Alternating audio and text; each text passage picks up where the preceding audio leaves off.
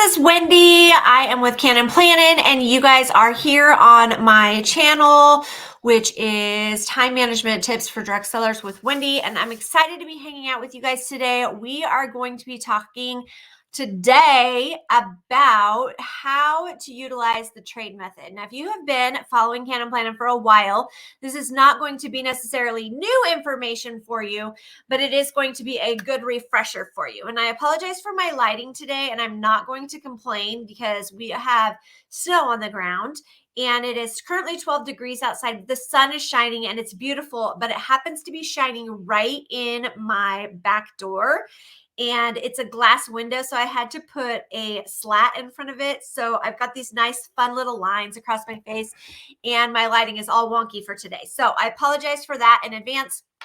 But let's get in and do some chatting today about the trade method. So I've asked this question before, and I really want you guys to be thinking about it, but what are you willing to trade your time for? And I always emphasize the trade part, and it's always in bold capital letters because trade is an acronym that I created a while back, and I want to share it with you guys today. So I've brought my insert along with me. This is the new Natasha's Favorite Weekly insert, and I actually created this. This is actually a new insert that released on Friday, but I have never used it because it's brand new, like I said, but I created it myself. The only difference is here it says appointments, and then it says important across the top, but there are shaded areas for you to be able to fill in. I chose to use the washi tape so that it went right along with the theme, which I'm doing, which is the Dragon Wonders from the Dragon Wonder Kit. And so this is my rendition of it. So I want to talk a little bit about how to utilize trade.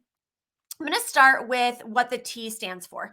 The T stands for top three, and you're going to see those located right up here. I probably won't use a lot of this space up here because this one is super important. And the reason why it's important is these tasks that are listed up here under important stand for the task that I want to complete that will help me move my goals for the 12 weeks forward.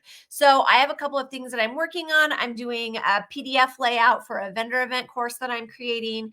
I'm putting together the VIP experience for my workshop coming up next month. And then I'm working on some things for my website. These are my top three tasks. These are the things that I absolutely have to get done this week. Okay. The next thing that you're going to find is routines, and routines isn't on here because routines are something that I do on a regular basis. And so I utilize the direct sales planning checklist. This is something that my membership group has access to. It's a PDF that they have access to, but it gives us a checklist of things to do on a monthly and a daily basis, including checking your back office, hostess coaching, daily habits and goal check-ins, daily review, checking email, and social warm-ups. So that one isn't actually part of your planner, but you can create a little tip-in.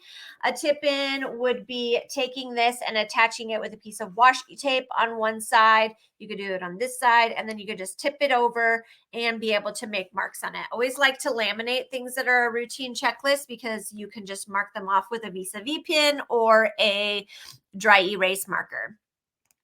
The next one is your actions. Right here in the middle, you're going to see all of the actions that I have going on. These are the appointments that I'm going to have to work through. So I have a planning appointment, then I did a team training. I'm live with you guys right here. Tomorrow I'm doing content planning, and I have basketball practice with my son.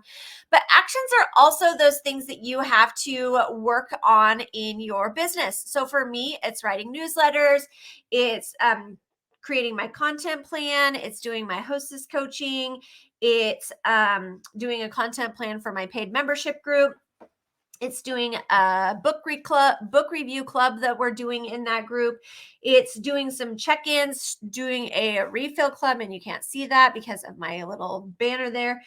And it's doing the trainings for my team. It's building graphics. Those are other actions. So first thing that I'm going to be working on is those top three things. I'm going to work on a little bit of that each day so that I get closer to what I want to complete, recognizing what actions I have going on throughout the day. These are specific to these days.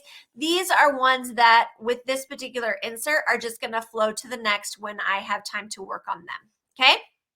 The next one is delegate. And this is also another one that the next two, you are not going to be able to see my lighting.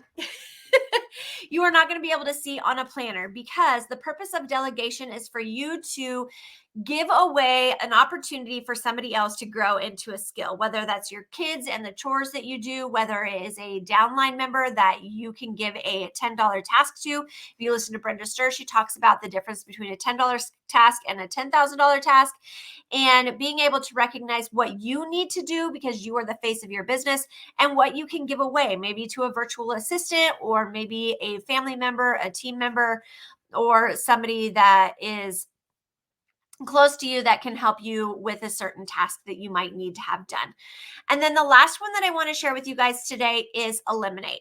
Eliminate does not mean that you throw it out the door and that you never look at it again. Eliminate means that you really look at what you wrote down on your brain drop box. Remember, that's where we're getting all of these tasks, is from our brain drop box.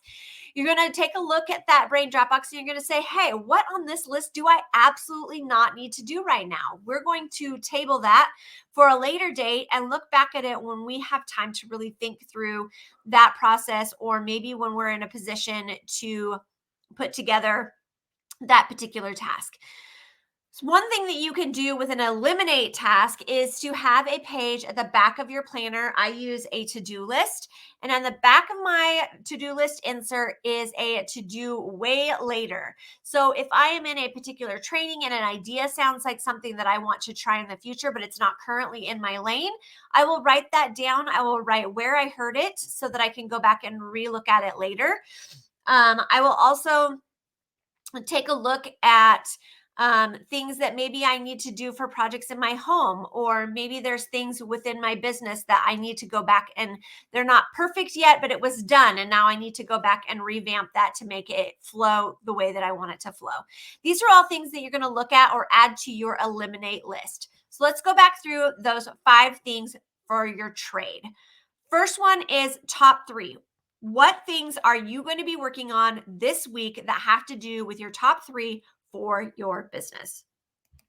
Routines. What routines do you do every single day as a direct seller? You're probably checking your email, doing follow-up, looking at your back office, checking in with your customers. Those are all things that you can do every single day, something that shouldn't take a whole lot of time, but is part of your routine day that without it, you just feel like you can't function. A stands for actions. These are the actions that you're going to take throughout the day, whether it's an appointment, a training, or something from your to-do list that you can go through every single day. This is an action where you actually have to do something. It isn't just making a list or looking at the list, it's doing the things from the list. D stands for delegate. Remember that when you do not take the opportunity to share with somebody else and teach them a new skill, you are robbing them of an opportunity to learn and grow. So just because you might be able to do it better than somebody else, you might be able to do it more efficient than somebody else, does not mean that it isn't something that they can learn how to do as well, and you need to give them that opportunity. The very first time I heard that and I realized that by not delegating, I was being selfish, I was like, oh, light bulb moment. And I really started to dive into that. And you can ask members of my team, they're used to getting delegated things a lot because they are things that can benefit the entire team. And not necessarily something that I have to do, but something that someone else on the team can do to help learn that skill. And then E is to eliminate. If it's not something that needs to be done right now, put it on a to-do later list so that you can look back at it and determine if that's something else that you can add to your business, perfect, or really drive home as you are learning that particular skill. So I want you guys to think about this. What are you willing to trade your time for? What you put into your business determines what comes out of your business. And when you are taking time to concentrate on those things that are on your list that you really need to get accomplished, you will find that you're going to move faster forward in your goals and that you're going to accomplish more. Your time will be more efficient and you will have more time to spend with your family, your friends, and your loved ones because you realized that what you were willing to trade your time for was of the utmost importance for your business. If you found this information helpful, please feel free to share it out. I will see you again next week for our weekly tips with Wendy on Wendy Cannin. Plannin. Bye, friends.